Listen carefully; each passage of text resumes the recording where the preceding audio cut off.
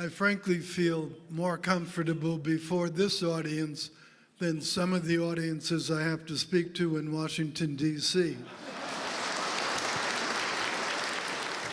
I feel here I'm among friends and mostly with business people, not partisan politics. As some of you may know, over the years we've had 18 different factories making different things in various parts of China, and I'm very sad to have had to give that up to join the government. We also had a very good joint venture with Huaneng Power, a clean energy fund devoted to China. And the final thing I regret is that I will no longer be able to collect fees from China Investment Corp., who is one of our investors. But more seriously, I would like to thank our host this evening, the China General Chamber of Commerce. I think we should give them a very big hand for putting this event together. I'm really delighted, as I said, to be here. This gives me the opportunity to personally thank the Chinese delegation for participating in our 4th annual SelectUSA Investment Summit. It's my first, but the 4th for the event. Now, I'm told that this was China's largest delegation ever with 155 participants, but looking around this room, I think some of you must have gotten in for free. Your attendance has helped drive participation in our summit to over 3,000 people, a more than 500-person increase from the prior year. Please let me know how to help you follow up with the opportunities that you have uncovered during the course of this conference. I hope that my fellow cabinet members and the business titans who spoke at the conference have made it clear to you that if you do invest here, you will be treated fairly and with respect.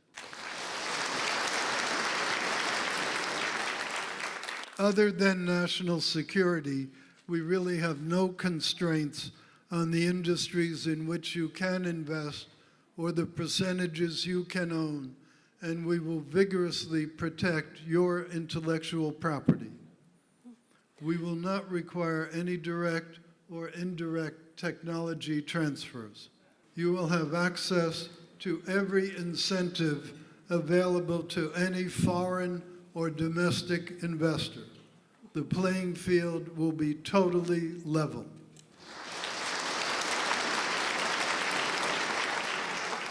Our new programs for employee training and apprenticeships will be available to you and your employees, and the Commerce Department will help you navigate any potential problems with other federal, state, or local agencies.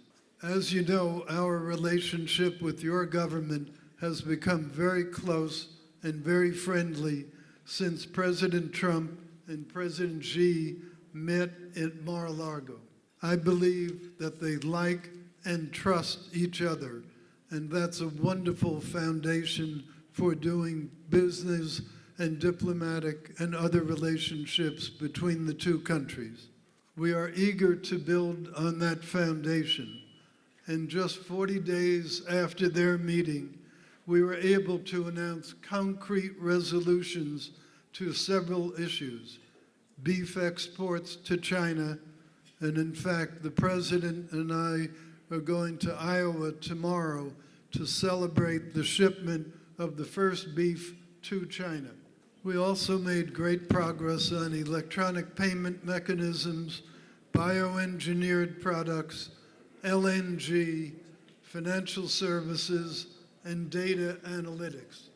In terms of LNG, we are now fully prepared to have our companies enter into long-term supply contracts with Chinese entities in order to help you diversify your sources of LNG. We also agreed to import cooked poultry from China. I don't know if any of that is being served tonight, but I hope so. We also agreed to make a more level playing field for Chinese companies in the insurance business and in commodity trading. We also attended your impressive One Belt, One Road Forum, or as we call it, OBOR. These agreements have led to even more collaboration, and our two teams continue to hold twice daily phone calls. This is important because trade discussions historically have been denominated in years, not days, but they are now between China and the U.S. Both countries are very much interested in concrete, near-term deliverables, not endless discussions. And we continue to build on our achievements, seeking further agreements that benefit both countries. We will be hosting a follow-up conference here in Washington, and both sides are working hard to prepare for a constructive meeting. Again, thank you all for your participation and for your hospitality this evening.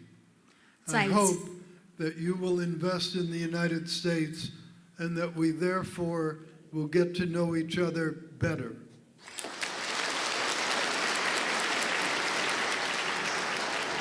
Having heard that excellent translation, I think this speech actually sounds better in Chinese than in English. Thank you very much.